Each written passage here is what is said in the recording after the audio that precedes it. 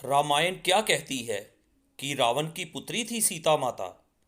सीता राजा जनक को खेत जोतते समय एक कलश में मिली थी। माता सीता कलश में कैसे पहुंची? उनके असली पिता कौन थे? पौराणिक कथा के अनुसार सीता माता मिथिला नरेश राजा जनक की पुत्री थी। एक बार जब राजा जनक के राज्य में अकाल पड़ा तो राजा जनक ने ऋषियों की सलाह से स्वयं खेत जोता और हल चलाया ताकि इंद्रदेव की उनके राज्य पर कृपा हो सके। इस दौरान उनका एक हल धातु से टकराकर अटक गया।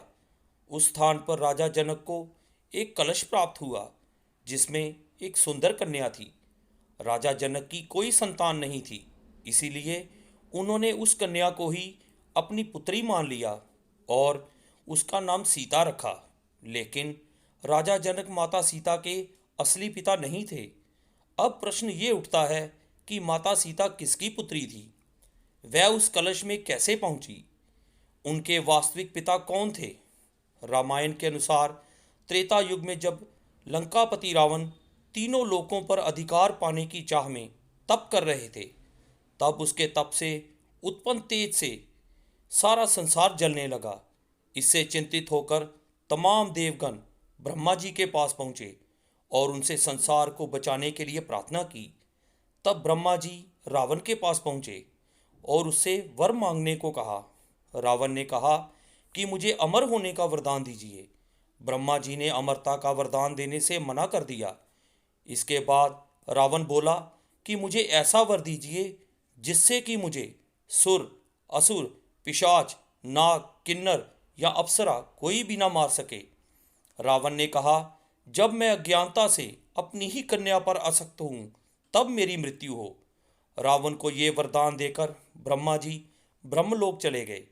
रावण मनुष्यों को कुछ भी नहीं समझता था, इसीलिए वरदान में मनुष्य द्वारा ना मारे जाने का वर नहीं मांगा। ब्रह्मा जी से वरदान पाकर रावण खुद को सर्वशक्तिमान मानने लगा। एक दिन वह दंडकारण्य गया। वहाँ ऋषि मुनि रहते थे। रावण ने उन ऋषियों को मारना ठीक नहीं समझा। उसने कहा, हे ऋषिगण, मैं आपको जीतने की ख्वाहिश रखता हूँ।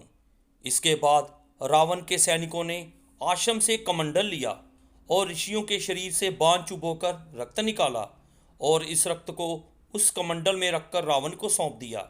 वह कमंडल गत्समद ऋषि का था। उनके 100 पुत्र थे, लेकिन कोई पुत्री नहीं थी। उन्हें पुत्री की लालसा थी, इसीलिए उन्होंने माता लक्ष्मी से प्रार्थना की थी कि वह उनके घर पुत्री के रूप में जन्म ले। पुत्री की प्राप्ति की कामना के लिए गत्समद ऋषि ने पुत्री की लालसा से दूध को अभिमंत्रित कर कमंडल में रख दिया। इस कलश में रावण ने ऋषियों का रक्त भर लिया था। इस कमंडल को लेकर रावण लंका पहुंच गया। लंका पहुंचकर वह कमंडल उसने अपनी पत्नी मंदोदरी को दिया और कहा कि इस कमंडल में विषैला रक्त भरा है, इसे संभाल कर रखना। इसके बाद रावण का आतंक इतना बढ़ने लगा कि उसने दानवों, यक्षों, गंधर्वों की कन्याओं का अपहरण कर लिया और मद्रांचल, हिमवान और मेरु वनों में रहने लगा। मंदोदरी को रावण का ये रूप अच्छा नहीं लगा और एक दिन उसने ऐसे जीवन को त्यागने के बारे में सोचा और कमंडल में रखा विषैला रक्त पी लिया। उस कमंडल में अभिमंत्रित दूध भी था। उसके प्रभाव से मंदोदरी का गर्भ ठहर गया। मंदोदरी को लगा कि रावण यहाँ कई सालों से नहीं है। यदि उसकी संतान हुई तो महल की स्त्रियां उसके चरित्र के बारे में भला बुरा कहेंगी। इस डर से मंदोदरी तीर्थ यात्रा की बात कहकर विमान से कुरुक्षेत्र आ गई और वहां उन्होंने एक कन्या को जन्म दिया और उसे एक कलश में रखकर जमीन में दफना दिया। यही कन्या कुछ समय बाद राजा जनक को खेत की खुदाई के दौरान मिली, क्योंकि रावण को इस बात का आभास नहीं था कि उसकी कोई कन्या भी है। इसीलिए वह अज्ञानतावश अपनी ही पुत्री सीता पर मोहित हो गया और उसकी यही भूल उसकी मृत्यु का कारण बनी और सीता के पति श्री राम ने मनुष्य रूप में जन्म लेकर उसका वध किया। रामायण की इस कथा से ये तो पता चलता है कि मंदोदरी सीता की माँ थी। मंदोदरी का पति होने के कारण रावण सीता का पिता हुआ। कुछ लोग सीता का पिता गृत्समत ऋषि को मानते हैं, क्योंकि कमंडल में उन्होंने ही दूध को अभिमंत्रित करके रखा था।